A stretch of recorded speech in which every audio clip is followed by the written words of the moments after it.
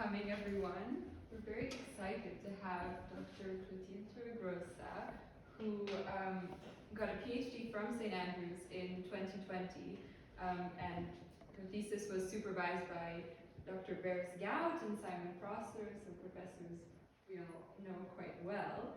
And her primary research interests are aesthetics and metaphilosophy, and she's now an associate lecturer here and co-organizer of the Scottish Aesthetics Forum.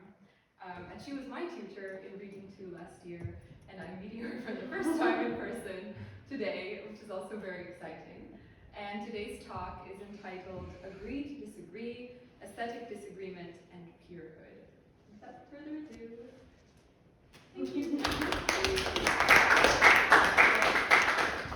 Thank you, Camille. Thanks so much for inviting me. This is very fun, and I've been to many philosophy talks in the past.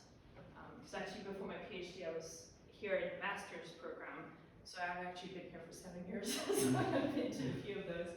So it's really fun to be able to give one. And on aesthetics, I hear like last week you had an aesthetics one as well, so it's Aesthetics Fest here.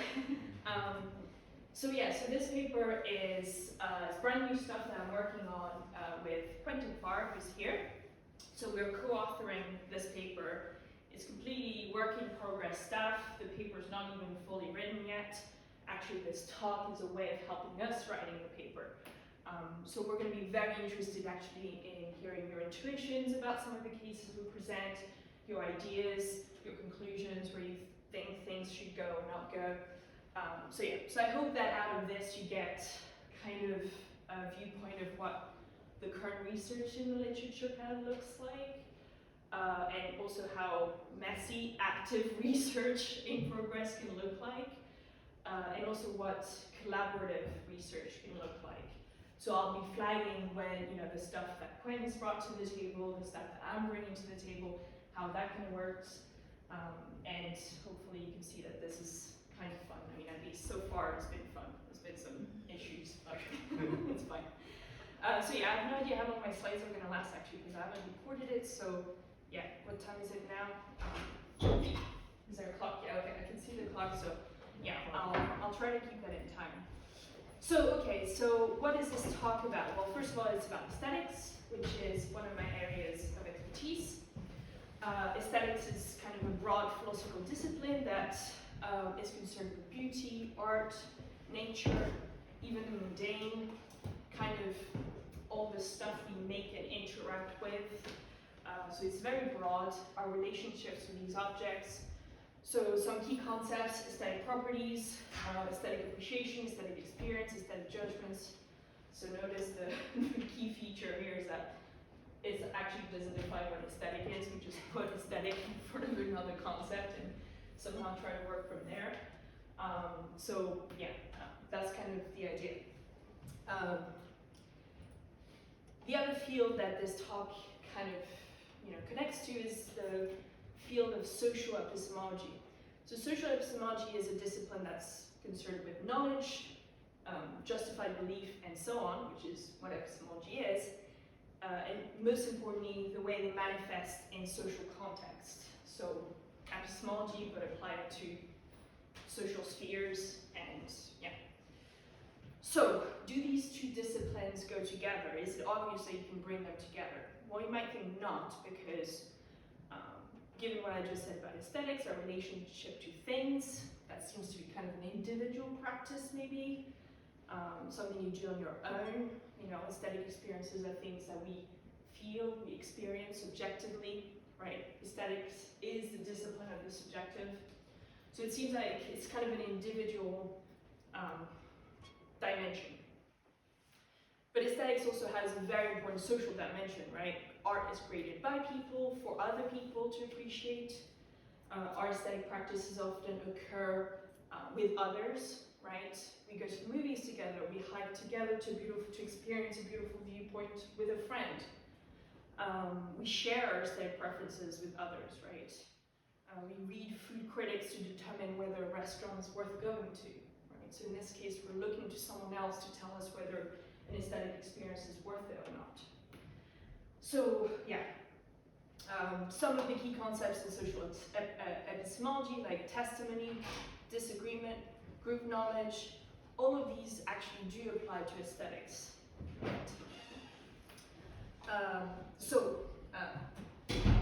This connection, I think, between aesthetics and social epistemology is super relevant, but it's quite underdeveloped in my opinion, or in our opinion. So this talk is this paper is an attempt to remedy this by talking about the phenomenon of aesthetic disagreement, which is a social phenomenon, right? It takes two or more to disagree. So that's what we're looking at. So I'm going to jump right into it with a case of aesthetic disagreement.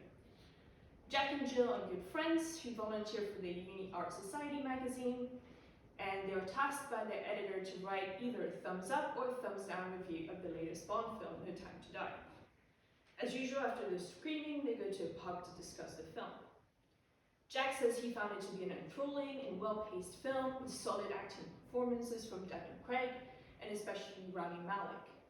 In other words, the film was a success for Jack. Jill, on the other hand, found the film to be boring, badly scripted, and worst of all, badly acted.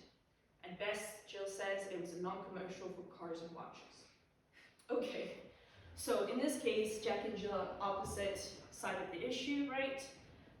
Their aesthetic judgments cannot both be accurate, although that's a loaded term, right? At least they're not compatible, especially given that they have a task, which is they have to write a review together. So what should Jack and Jill do next? Given that they have to come to a conclusion about the film, either thumbs up or thumbs down, and write the review, but they disagree. So what should they do? Well, they've got options. They could just dig in their heels. They could say, well, after all, taste is subjective. For Jack, it was a thumbs up film, and for Jill, it was a thumbs down film. So basically, when Jack says the film was enthralling, he means I found it to be enthralling. And when Jill says the opposite, she means I found it to be boring. So it's kind of like an expressivist aesthetic judgment. So in this case, if that's what they go for, there's no genuine disagreement, right? There's no contradiction. There's no contradiction between I found it to be boring and I'm another person, I found it to be enthralling. This is kind of a common tempting thought, right? You can say, oh, well, there's no disputing about taste. Let's just, go. We're not really disagreeing. But Jack and Jill do need to write a review, right? Stating one judgment or another. And so they do dispute about taste, right? They do try to persuade one another by pointing to specific aspects of the film, maybe. And they are attributing incompatible aesthetic properties to these aspects. So for instance, Jack says, well, no, it was a thumbs up film because the line delivered by 007, you know what time it is, time to die, is a great zinger. Then on the other hand, Jill said, actually, no, that's a very predictable line, it's lazy writing. So they are disagreeing, right? There does seem to be a genuine disagreement, at least over what sort of review they should write, based on these sort of aesthetic reasons. So it seems that digging in your heels, at least in this case, is not really acceptable. So another common, solution or somewhere you could go in the literature is by appealing to experts, right? So they could bring someone else in, preferably someone who's an aesthetic expert, and the expert could solve that disagreement by siding with one of them or the other, and then, if the expert sides with Jack, Jill kind of has to reconsider her position, and vice versa. So aesthetic expertise is a very interesting issue. It's been famously tackled by Hume. If you've done the second year course on moral and aesthetic value, you will have seen that. When he was trying to identify this standard of taste, right, which is a convergence for aesthetic judgments. And the way you converge is by listening to the two judges, right? So those two judges make judgments that converge towards the correct or appropriate judgment, and that's because they have certain cognitive, affective skills. They're smarter than us, they feel more than us, they have tuned all these sort of skills. So their judgment is the correct one, although it's still subjective judgment rather than an objective judgment. Okay, maybe they could do that. The problem is aesthetic experts, whoever they may be, often do disagree, right? Whether they're the true judges, whoever these people are, or whether they're professional critics who might be, our judges, our, experts of today. And the fact is that even human allow for the possibility of two judges to disagree with one another on account of their preferences. And yeah, so that's a famous critic of Hume. People like Malcolm Budd, Matthew Kieran have brought up the fact that at best Hume is overly optimistic, basically, or at worst he's completely ignoring human diversity and just sort of erasing an important aspect of human psychology. So regardless of what you do, there's always going to be several standards, but never one converging standard. So they think that convergence is not possible on the scale that Hume describes. Now, professional critics is a little bit different, right? Because they are more human than the two judges. So yeah, maybe professional critics could fit the bill. After all, they spend their time thinking about aesthetic stuff and making aesthetic judgments, so supposedly they're honing their skills in some way. But here, the literature doesn't really talk about convergence for critics. It's fine that critics disagree all the time. In fact, if they didn't disagree, you wouldn't need so many critics, right? You wouldn't need somebody to write a viewpoint and then another magazine to hire a second critic to write another viewpoint. If professional critics agree, then you need only one critic, right? And the literature on critics, so for instance, some people like Noel Carroll, who's a famous aesthetician, they argue that the role of critics is not to discover a correct aesthetic judgment about any given object.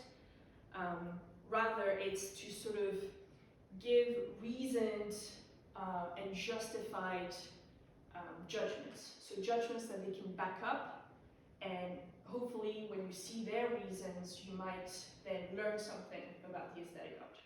That's the role of critics, not to find the right aesthetic judgment. Okay. So yeah, aesthetic experts, they disagree all the time. Not an option. But then you might point out, but actually some experts do agree, right? There is convergence on some things. You can call it the Rotten Tomatoes effect or phenomenon, whatever. For instance, I went on Rotten Tomatoes, I looked at whatever film last year rated 100%, and Parasite scored 100% with the 83 top critics on Rotten Tomatoes. So that's not the audience scores, that's the critics, experts score. Okay, so there is convergence.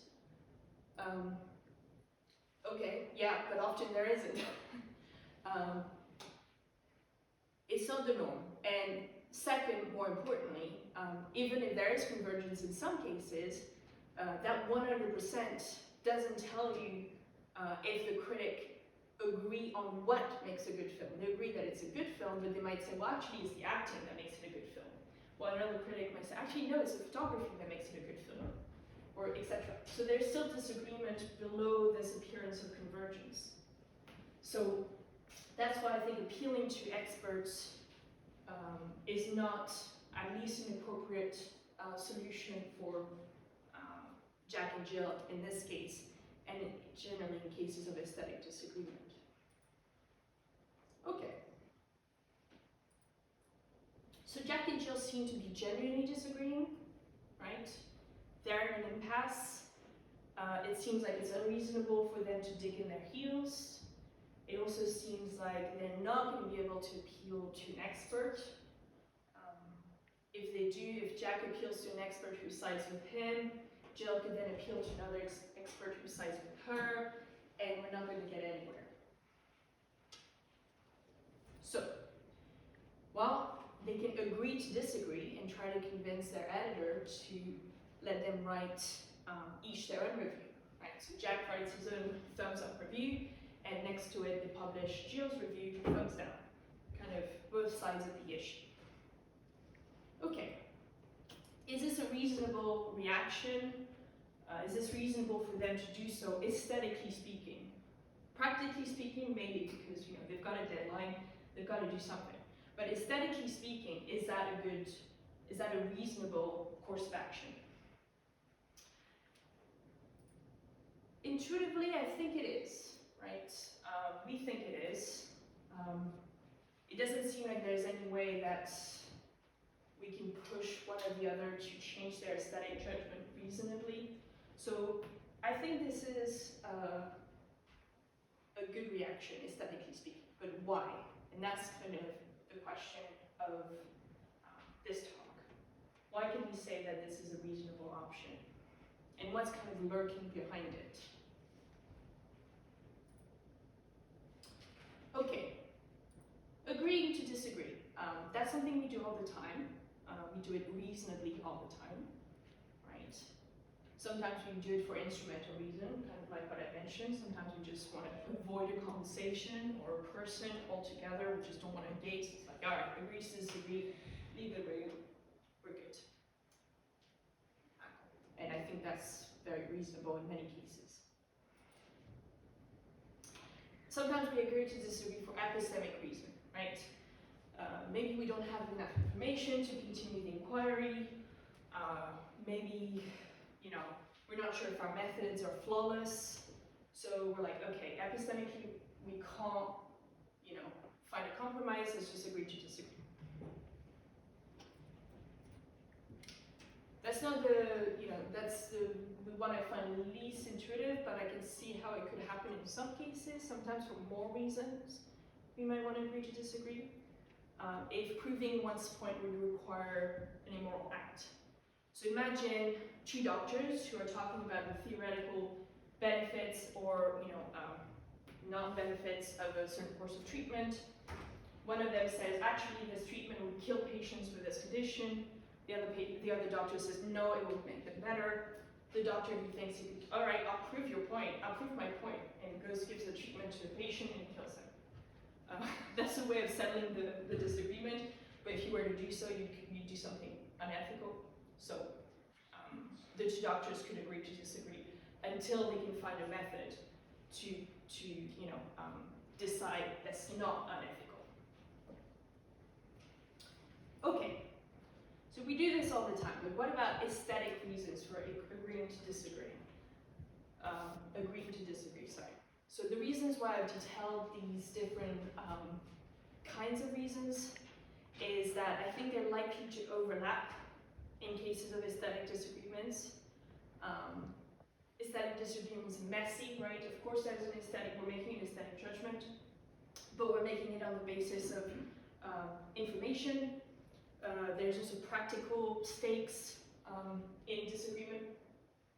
So all these reasons might overlap in any given case of aesthetic disagreement. So what you want to highlight are the aesthetic reasons for agreeing to disagree. Be able to sort of parse out what's happening in a given case. All right, so this is where we switch gears. This is where we enter the social epistemology literature, which is Quentin's realm.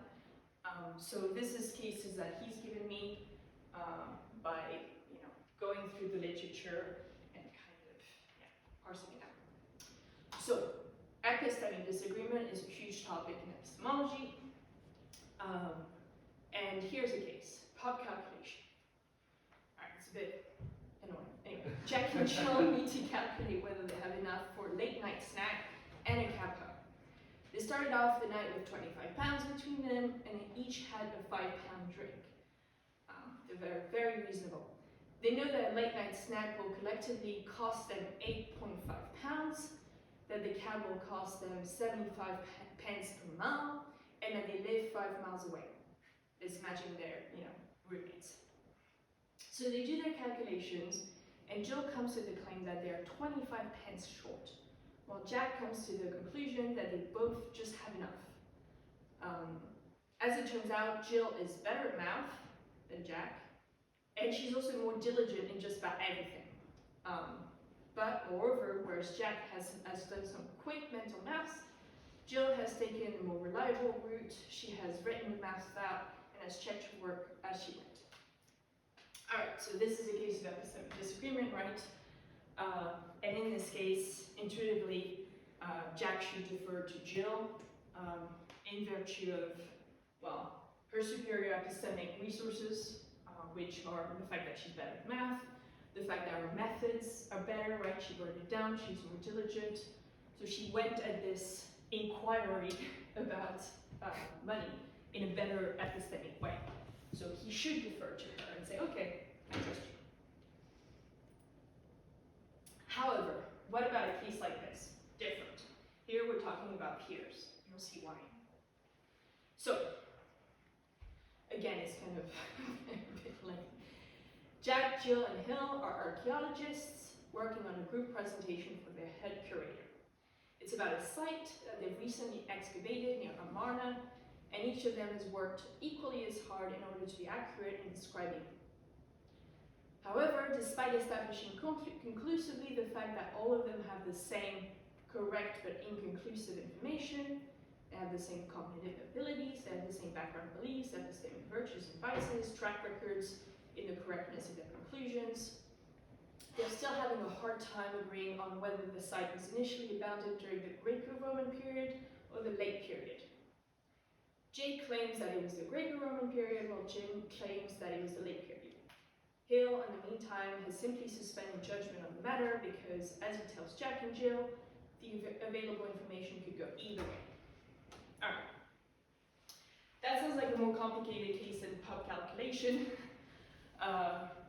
Quentin doesn't think it is. Well, it's more complicated because Jack, Jill, and Hill are what the literature calls epistemic peers. Right? In the previous case, Jack was what we call an epistemic inferior to Jill, whereas here they're peers. They're peers because they have all this epistemic resources, what we call epistemic resources, in equal amounts and quality, right? They have the same information, the same cognitive abilities, etc. Okay, so there remains, a difficult question. This is where the literature goes next. What should they do, right? What should they? How should Jack, Jill, and Hill, epistemically speaking, respond to the fact that they disagree? Should they conciliate? That is, some of them are going to have to change their views based on the disagreement.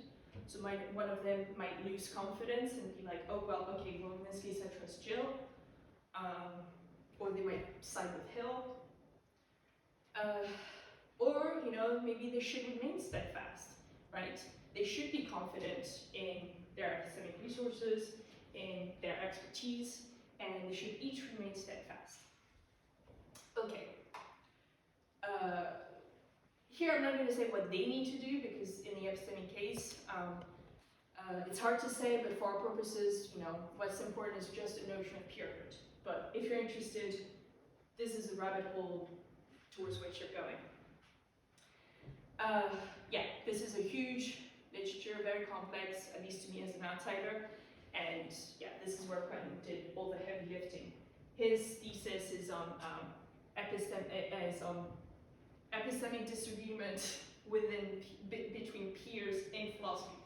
When philosophers are supposedly all experts to the same degree and they disagree, what should we do? I think you're pretty pessimistic about that. Yeah. We're all frauds, basically. So he's sorted through all this literature. If you have any questions about this, direct them to him. But yeah. So Quentin tells me that in the literature there's roughly two conceptions of epistemic peerhood. This narrow conception that says that two or more subjects are epistemic peers regarding a question just in case they are exactly the same when it comes to the relevant epistemic resources associated with answering that question. So all the epistemic resources were mentioned, their abilities, their information, their track record, they have all of this exactly the same. And if that's the case, then they're peers. So as you can imagine, it's quite stringent, right? It might mean that actually no one ever is an epistemic peer to someone else. And this conception is actually just used for ideal theorizing about how epistemic peers should respond. But yeah, that's not really kind of the going conception. What's more popular is this broad conception that two or more subjects are epistemic peers regarding a question, just in case they're in an equally good epistemic position regarding that question. Okay, so note that this conception appeals to notion of epistemic resource, epistemic position. Once again, we're just putting the bit of jargon like epistemic or aesthetic in front of the stuff, and we're supposed to know what it means. That's kind of hard, but basically I'm gesturing at all this stuff we were talking in the previous case. Might not be an exhausting list, we don't know, but it's interesting. Okay, so here's an attempt to transfer these notions of epistemic peerhood back to the aesthetic realm. Maybe we can apply them. So we would have this narrow version, which is two or more subjects are aesthetic peers regarding the question, just in case they're exactly the same when it comes to the relevant aesthetic resources associated with answering the question.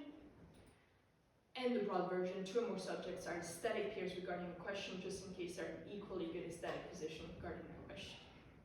So notice that I just did something very smart. I just replaced the term epistemic by aesthetic, and here we have a notion of aesthetic peerhood. All right, is that going to work? Spoiler, it's not going to work. That's what's interesting about the aesthetic realm, is that actually it often deviates from the epistemic, moral, whatever cases. It's kind of a field of its own, but it's interesting to sort of get to it via other kind of disciplines or domains. Okay, so if we go with this, what does aesthetic resource and aesthetic position mean? It was already hard to define in the epistemic case. What the hell is it going to mean in the aesthetic case?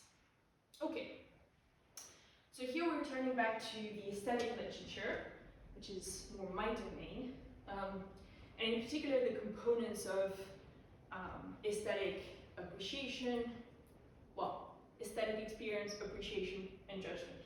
Here I'm lumping these three things together because, they're connected, right? You have an aesthetic experience, that's an internal state when you're, with the object. You come to appreciate it, it's also an internal state with some evaluative components, and then you formulate a judgment and you put it out in the world. So, think of it as a system, right? So, in the literature, which is quite complex, etc., you have broadly two aspects that go into making this stuff. One, which is what we call a cognitive aspect, a cognitive element. So, perception, right? When we experience something aesthetically, our perception is engaged, it's kind of trivial. Well, sometimes, there are non-perceptual aesthetic objects, like mathematical proofs or whatever. I'm not going to go into that. But imagine that, our perception is usually engaged. We're going to receive stimuli like shapes, colors, smells, whatever, from any, if not all, of our five senses. And we're going to have to analyze, categorize, interpret that information in order to have that aesthetic experience, right? Attention. So it's often remarked in the psychological aesthetics literature, which is kind of where I'm borrowing all this stuff from psychology, that when we experience something aesthetically, we know it's an aesthetic object, etc., there's a special kind of attention we start developing, or we're attending to the object in a kind of special, non-ordinary way, right? We might start to pay attention to shadows, or if I'm told, okay, experience this mic aesthetically, I'm going to try to look at its shape, its proportions, its shades. Whereas if I'm told, you know, experience this mic as if you're about to use it, well, I'm going to look for it. I'm going to look for like the button. I'm going to look for like certain instrumental, you know, features, rather than experience it aesthetically. So there's supposedly a different kind of attention, or at least attentional processes. Right, we may have to process language, which then, you know, engages memory, engages all sorts of other cognitive processes. It becomes a big mess of loads of other cognitive processes. Yeah, you're going to have thoughts like about these, you know, the stuff you're seeing. Some of these processes are going to occur unconsciously. Some of them are going to occur consciously. Some of them are going to be automatic, while some others are going to be very demanding. So think about two different radically type of perceptual stimuli, like two paintings. Do you all know the Yves Klein, like monochrome blue paintings? It's just this blue color on a canvas. That's very, you know, there's no proportion, there's no shapes, there's just color. Versus a very highly intricate, like epic period painting by Delacroix or something. Loads more detail, right, to pick up on. So yeah, demanding, not demanding, conscious, unconscious, etc. So yeah, so this is kind of the psychological, physiological, whatever, scientific literature on this stuff. It's super broad, it's super interesting, but I think you get my point. There's some like cognitive elements to aesthetic, experience, appreciation, judgment, etc. Okay. But that's not all there is, right? There is what we call an affective aspect, which is maybe a little bit harder to characterize. Right? We don't just perceive shapes, colors. We're going to experience what we call aesthetic properties, things like elegance, garishness, sweetness, calmness, softness. Like all these things are not really physical properties. They're things that we experience subjectively. They're what we call response dependent, whatever. There's loads of ways that the literature characterizes this stuff. And so yeah, and we get that from the physical properties, right? You might see a certain line, and you're like, oh, I'm experiencing elegance. How we get from the line to elegance, that's kind of a difficult metaphysical question. Yeah, I'm not going to go into this now, but it is hard. But the point is that when we ascribe elegance, garishness, etc. to an aesthetic object, we're not just describing the object. We're describing it in a sense, but we're also assigning it a certain kind of value, right? A positive value if it's elegant, a negative value if it's garish, etc. And then we can experience various emotions like pleasure, satisfaction, awe, disgust, cringe, discomfort, wow, you know, all sorts of emotions. And probably, I mean, these words don't even characterize what these emotions can look like pretty well, but yeah. So in the face of these aesthetic properties, to which we've ascribed a certain kind of value, we've got all these emotions. So our aesthetic emotions are not neither correct or incorrect, right? They just are. While we can be wrong about perceiving a specific physical property in an aesthetic object, we can't really be wrong about what emotion we're experiencing. So that's an important feature of, you know, the subjectiveness, the effectiveness of all that aesthetic stuff. Okay, so cognitive, affective, yeah. Okay, we've got these two main aspects. So it seems that, you know, it would be natural to sort of divide aesthetic peerhood along these two lines, of cognitive and affective. So let's try to think about what the aesthetic cognitive peerhood would look like. Well, maybe two or more subjects are cognitive peers regarding an aesthetic question if, well, first they can describe the physical properties of the aesthetic object to the same degree, and they're equally likely to be correct about them. Kind of a basic, are you seeing the same thing, right? They are equally likely to understand how one might reasonably judge the aesthetic object. So, can you adequately categorize the object? Can you tell it's a painting and not a sculpture? That's going to be relevant, right? Can you understand the artist's intentions, if they're kind of present in the work, if they're obvious? Can you understand how audiences tend or might tend to judge it? All of this, if this kind of information is available to them. This is kind of a tricky part of our proposal. We're, happy for suggestions here. We're kind of sort of working through this list. Neither is more biased than the other towards the aesthetic object. This is something you can find in the criteria for Hume's two judges, which seem to be both cognitive and affective, by the way. So maybe at least you got something right there. If you have a particular emotional relation, if the aesthetic object you're judging was your grandmother's vase, but it's really ugly, you might say, oh, it's really beautiful, it's kind of quaint, and but somebody else may think, no, this thing is ugly, you're just judging it this way because you have some kind of bias towards the object. All right, so not an exhaustive list. I think it's kind of a work in progress here, but hopefully we're gesturing in the right direction. All right, where things are starting to get a bit trickier. The aesthetic affective period. Okay, so to what extent, that's the key question here, to what extent do aesthetic peers need to be symmetrical in their affections, in their affective disposition, in order for them to be aesthetic peers in this regard, or to be able to really claim aesthetic peerhood?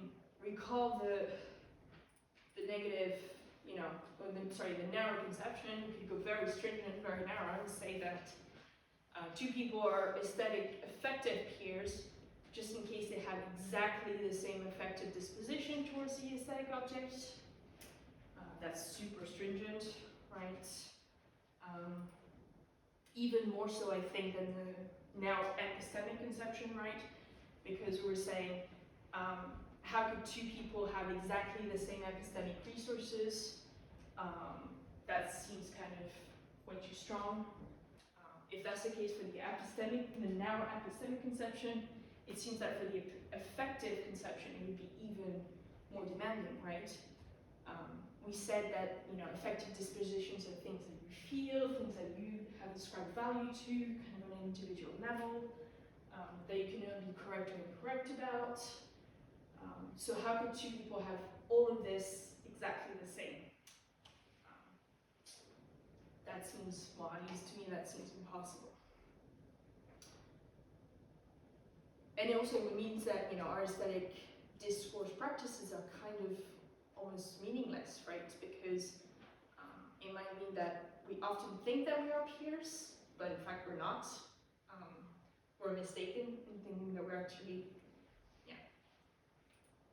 Okay, so this here is our proposal, 45 minutes later. This is the stuff that we've actually come up with. This is what we think is aesthetic affective peerhood. So, two people are aesthetic affective peers, just in case they have the ability to genuinely react to each other's affective disposition towards the aesthetic object, as if they were their own. Okay, so by this we mean that aesthetic affective peers have the ability to aesthetically empathize with each other's judgment, with each other and each other's judgment. It's kind of, it will lead you to say something like, yeah, I see where you're coming from, effectively speaking. I understand why you would feel this way about the aesthetic object. You don't have to endorse that person's judgment, but you understand how they got there, effectively speaking, and presumably cognitively as well, given them. Okay. Maybe this sounds outrageous to you. We think it's pretty intuitive and even obvious.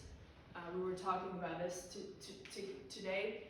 Okay, is it too obvious of a view? And then Quentin said, yeah, but you know, good theories are often obvious. So we're kind of confident that it's maybe a good theory, but it's obvious, but it's fruitful. It's going to allow us to say a lot more stuff about our actual practices, our aesthetic discourse practices. Okay, I'm almost there, I promise. Just to go back very quickly to Jack and Jill, their review of No Time to Die.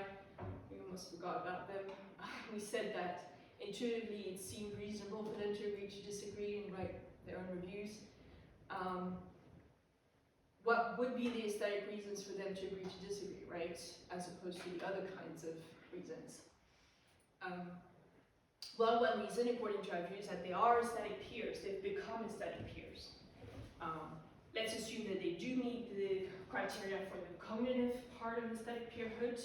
They have all the same information, etc., etc. Do they meet the criteria for aesthetic effective peerhood? Well, they might, right? If they've done the work to aesthetically empathize with the other's judgment, and they've come to genuinely react to them empathetically in the aesthetic sense, then yeah, they might be effective peers. I'm not concluding very strongly on this case because then that's where you see the limit of case-based philosophy, right? There's loads of stuff about this case that we haven't described. And here what we're talking about is that disagreement. We're talking about a real-world phenomenon with loads of, case-by-case individualities. So, yeah, a case like this is not going to be able to describe the whole phenomenon. Yeah. But, assuming, we've got an answer to their fake dilemma. Okay. Before last slides, I promise. How common is aesthetic peerhood? So given that we are talking about real-world phenomenon, it might be interesting to know if aesthetic peerhood actually exists in the world, rather than being an ideal state. Is it an accessible aesthetic state? What demands does it make on us, and should we comply with these demands? Well, first thing to note is that aesthetic peerhood, as we understand it, as we described it, is not something it's not a status you bring to the disagreement, right? Remember that in epistemic disagreement among peers, the archaeologists, they all arrived to the disagreement with the same peerhood, right? The same epistemic status. Whereas here, you actually have the chance to become a peer in the face of disagreement. It might be a minor, distinction, but I think it matters. In fact, becoming an aesthetic peer might be more difficult in some cases than others. So that's something where we're keen to hear your intuitions, but I think that it might be easier to cognitively understand and aesthetically empathize with someone with similar cultural backgrounds as yours, rather than with someone with a completely different cultural background. Why is that interesting? Does it mean that it's impossible? I don't think so. But it just means our aesthetic practices, well, we need to work with them. We need to work to understand each other and empathize each other when we talk about aesthetic stuff. And sometimes it might be completely impossible to become an aesthetic peer with someone. Someone might have an affective disposition that is so unlike yours, that is so completely inaccessible, that you will never be able to empathize, aesthetically speaking, with them. What would a case like this look like? Again, we're interested. Final question, should we try to become aesthetic peers?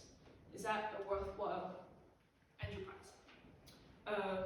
we think that an extra bonus of aesthetic peerhood is that it's rewarding, right? In taking up the chance to become an aesthetic peer by doing the work, etc., you actually gain access to different affective perspective and potentially richer aesthetic emotions. And that has benefits because, I don't know, I like aesthetic emotions. I want to have more of them. I want to have richer emotions. And in fact, this is actually something that good critics do often, right? They engage with the aesthetic object from different affective angles. They try to enrich their criticism by, and their judgment by doing that, rather than just saying that you shit, here's 5 reasons why, leave it there, right?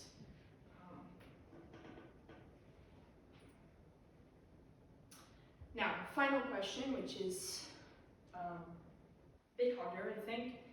Is aesthetic peerhood a norm of aesthetic discourse, right? Should we always try to become aesthetic peers in cases of aesthetic disagreement? Should we always try to do the work? I don't think so, because, maybe we can't trust the people in front of us to actually report honestly on their affective disposition. Maybe we don't want to go there for some reasons.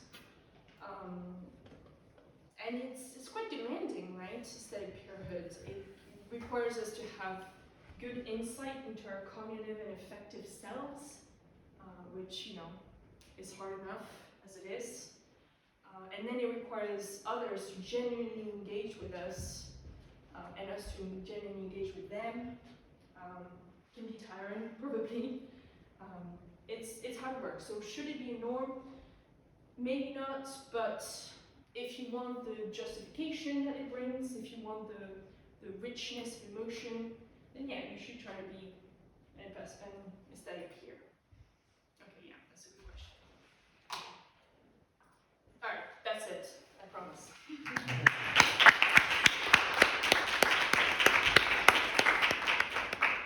Yeah, I've noticed I've given references like people, whatever, papers. You can email us. I was too lazy to actually do bibliography. Thank you. So now we'll move on to 15 minutes of Q&A. So if you'd like to ask a question, just raise your hand. And actually, if you could say your name so we get to know each other, that would be great.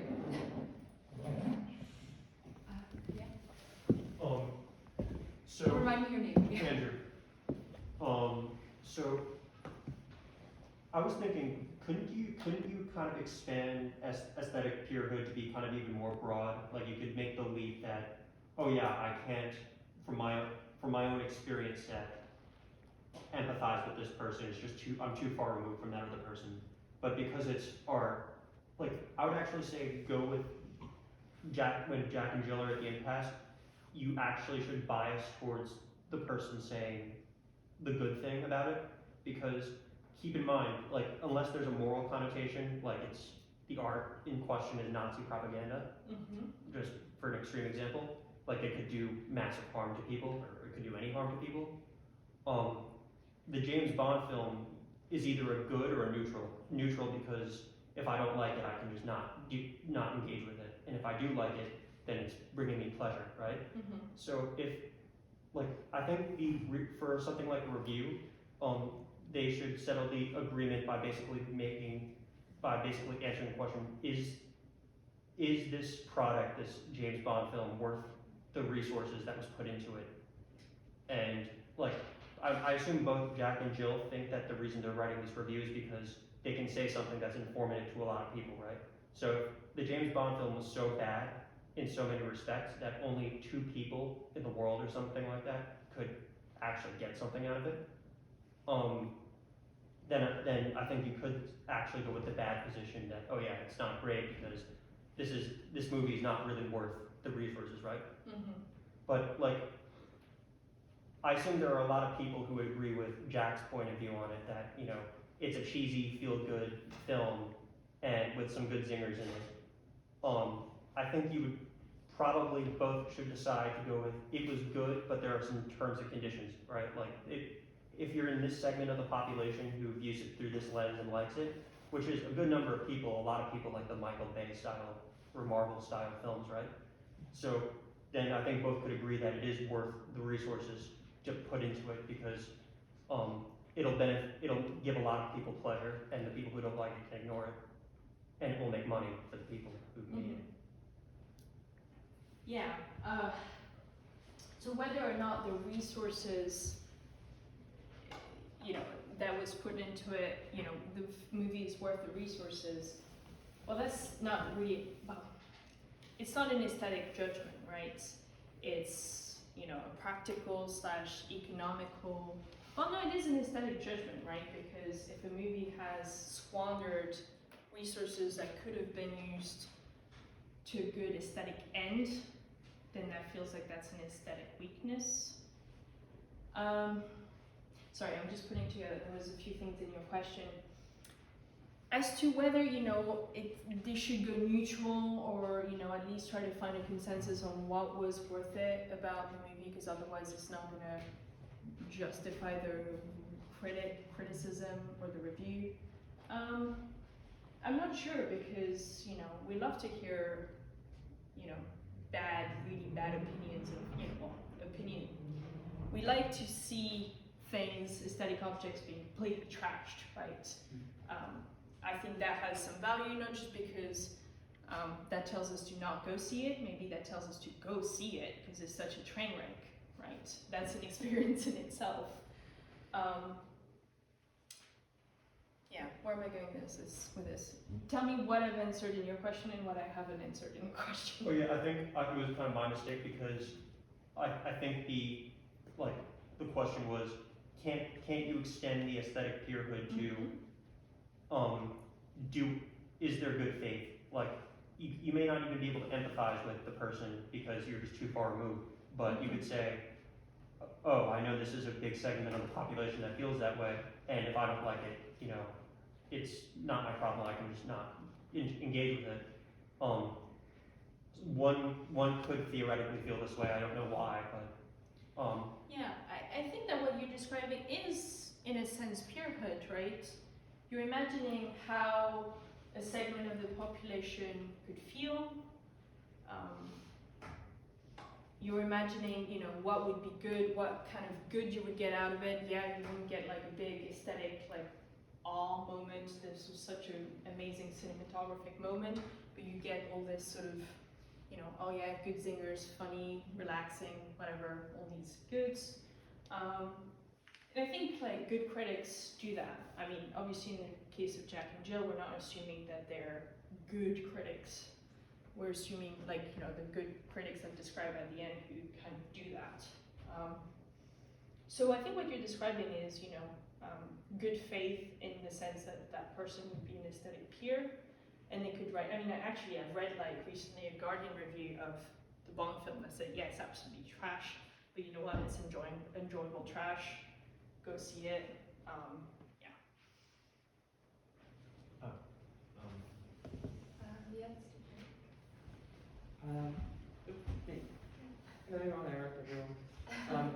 So I was quite interested in what you had to say about whether we should engage as aesthetic peers, and it reminded me of some of the literature on imaginative resistance. Mm-hmm. So I'm thinking of Gendler's Wondtian view, in which she thinks, so for those who aren't familiar with this literature, there's a phenomenon that sometimes when you're asked to imagine something, you struggle to do it. So if I asked you to imagine that someone kills their daughter and that this is a good thing, and it's good because it's female infanticide, you might struggle to imagine this, even if I embed it in a larger work. And some people think this is because it's conceptually impossible. Some people think it's because art is inviting us to engage with certain implicit premises and ideas that we don't want to engage with, so we choose not to. And so I'm wondering whether, because there's a difference here, of course, in that you're not talking to someone else in the audience as your peer here. It's treating the author as a peer, or director or whatever, the artist. And so I'm wondering if thinking of artists as part of this idea of peerhood might shed some light on the issues surrounding imaginative resistance. The imaginative resistance literature is a bit weird. And I think it's weird because it's blended stuff about aesthetic imagination and moral imagination, right?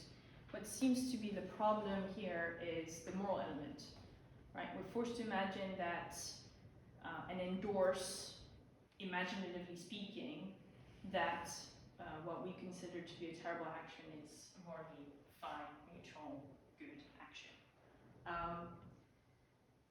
So I do think there is definitely an asymmetry here between moral peerhoods, or which is what the author maybe is calling for us to become. Because if you think of a purely aesthetic case, like imagine that unicorns exist and blah blah blah, like we do this all the time for aesthetic purposes, and that seems to be fine. So yeah,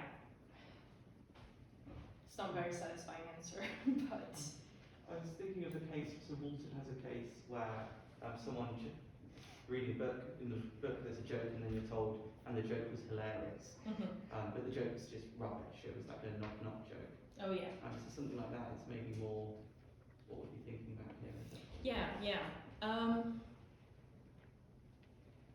In this case, you might have to sort of engage as if, well, you're engaging with maybe a narrator here who's finding the joke funny, and then you have to like infer certain things about this narrator or implied narrator, about their cognitive abilities, or if they're a cognitive peer to you. If they're not, well, then the question is settled. If they are an aesthetic cognitive peer, which you can't really infer from the imagined case, then you'd have to switch to the effective case. And yeah, I guess maybe you could force yourself to find something, or to see how a joke that somebody in a novel finds funny could be fun. You know what I mean? But yeah, no, it's an interesting parallel, like the imaginative case. Like, what would be an imaginative or an imagined peer or an imagined disagreement? Yeah, thanks for that. Sorry, just. I'm Nathan. I had two questions. Well, one was sort of clarificatory, and then the other was not critical necessarily. But in the aesthetic cognitive peerhood, the second bullet point, you say something. It was kind of like you could understand how to categorize the artwork, etc. I'm wondering if to sort of lend the literature, were you going for sort of they could use the Waltonian categories of art, they understand how to do that, and that sort of, because it sounded very much in that vein. Yeah. And then the second question that I sort of had to ask, which was when you were talking about aesthetic effective peerhood, you appealed to I could see things from your perspective, and it seems like, well, the only way I could see things from your perspective is if I understand your reasons, and reasons are by their very nature cognitive to a certain degree. So it seems as though there's a risk of the affective collapsing back into the cognitive once you actually begin to try to explain them a little bit more. And I was wondering how you might respond to that. Yeah. So the first bit about the Waltonian categories of art. In order to, so the argument from Walton being that in order to properly appreciate a work of art, we need to be able to understand its category correctly. Absolutely, I think that's a cognitive point. I think Walton's thesis is fully psychological. That's why we put it in there for sure. The seeing, so we'd have to look more into how regular empathy looks like.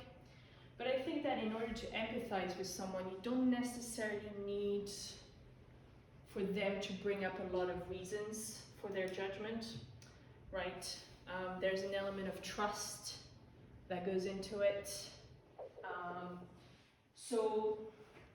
But I see your difficulty, and that's something I was thinking about as well.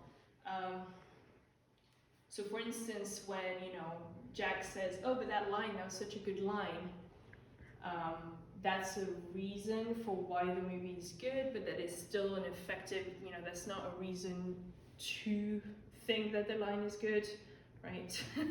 Just because you report on your affect that way doesn't mean that it's a reason for me to take it for granted. So yeah, here I would have to rely on pushback against the having to bring up too many reasons. For the cognitive part, yes. For the affective part, yeah, not so much, or at least of a different kind. Yeah. Yeah, let's do Louisa and then Nigel. Okay, so my concern with this study really is that I think it might not work across cultures very well, because some cultures really radically disagree on what counts as art even. So for example, I feel like in the Western canon, function is seen as not so important, and art seen more as a kind of disinterested pleasure. Whereas in other cultures, they see function as sort of integral to the object being art at all, particularly in indigenous cultures.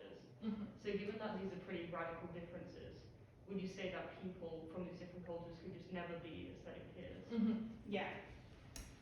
So I don't think that would be the case, but in this case, you'd have to go back to first the aesthetic cognitive part of peerhood, right? You'd have to go back to, okay, can we understand how audiences in your culture might tend to judge this, or what categories are we applying here, right? And if you're with somebody from, radically different culture who categorizes the object differently than you, you've got a problem here. But that doesn't mean that you can't understand how one might categorize this, right? So, if you study that person's background, or if you study the role of the aesthetic object within its context, within its culture, and you come to cognitively, do all this cognitively virtuous stuff, you've come to then become peers. I think that then there's a way you could then empathize. The way we're thinking about this is not disconnected, right? We do think that the way to be effective is through the cognitive. So understanding all this cognitive work, which people do with other cultures, to a certain extent, there might be a limit to that. There might be well, actually, you're never going to fully understand what this object means in our culture. But we're not asking for complete, full, equal understanding. We're asking for good enough, right? So I think it's more demanding for sure, but I think it could happen, right? Nigel? Hi, so I'm Nigel. So, my idea, I guess, is kind of similarly. If you put in the work to the point where you can, I genuinely think if someone said to me, with about anything, someone could show me an ISIS beheading video and they go, that's beautiful. And I can see how I could do the mental gymnastics to go, okay, with a certain background, with a certain conviction, I can see how something like that could be beautiful to you. Now, I feel like I can empathize with almost I would say every point of view. Yet, I would never call myself an aesthetic peer to any of these people. I would say, you absolutely know what you're looking at. I have no background in this. Yeah. So, you use the word genuine empathy. What does that entail versus just empathizing? Okay, so that's a good question, but regarding the somebody who finds like morally, terrible act to be aesthetically pleasing, I think you'd have to go back to, I think they don't meet the aesthetic cognitive peerhood, criterion. No? Yeah, Quinn disagrees, but you could say that, Could you genuinely react? I mean, yeah, the genuineness is doing the work in this case. Yeah, but if there's like a morally very defective component, maybe there's some kind of bias towards the object, a moral bias. Yeah, But if you can remove yourself from that moral standpoint, right? Like you can just look at it from a purely Yeah. quote unquote objective, but like an artistic perspective. I guess. Yeah. Well, then in that case, you could argue that you can't. According to popular theories such as moralism or ethicism, a moral defect is an aesthetic defect, and you're going to experience it as such, as both a moral defect, but also an aesthetic defect because it is a moral defect. So, yeah, the kind of gymnastics that you're doing here, I don't know if it's genuine empathy or if it's imagination, but it's interesting, a distinction that we need to make, I think. Does that make sense? Did you write that down so we can I think we have time for one last question.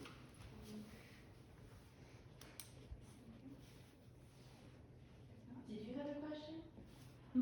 Yeah. I know as chair sometimes people don't want to ask their own question, but if you don't ask one. I did, sort of. I don't know how much it applies to your final point. It was more a thought I had in the presentation. But then it kind of got more clarified. Because isn't it like any discussion you would have that through the conversation and rebuttal that you come to the conclusion? But I guess through that empathy, that's the only possible way to have a genuine conversation that would make sense. And also I was thinking about things like acquired tastes and how that fits in. But anyway. Yeah. Acquired taste. So. Like oysters. Yeah. So things that you now do like, but you didn't. Yeah. So that might be that, let's say you come to like really appreciate something that before you didn't, that you seem too complex, you didn't get it and stuff. Maybe the reason why you do appreciate it now is because in the past, you've done the peerhood work with other people who did like it, right? Somebody came to you and said, oh, I really like oysters. You're like, no, they're gross. And then you sort of did the work, and the taste, taste thing is a bit hard, because I don't know if it's an aesthetic or just a plain physical reaction, but let's say, like a Tarantino movies or whatever, you hated them, somebody gives you all the reasons, you do the cognitive and the affective work, you don't endorse their judgment yet, you're like, yeah, I still don't like Tarantino movies, but I see why you would like them. Then maybe the next time actually, I see something in it, and then that's how we also track change in taste, right? Change in judgment. Yeah, that could be a nice background story on how this stuff can happen, and does happen. Thank you so much for All right, bringing well, your thanks. talk.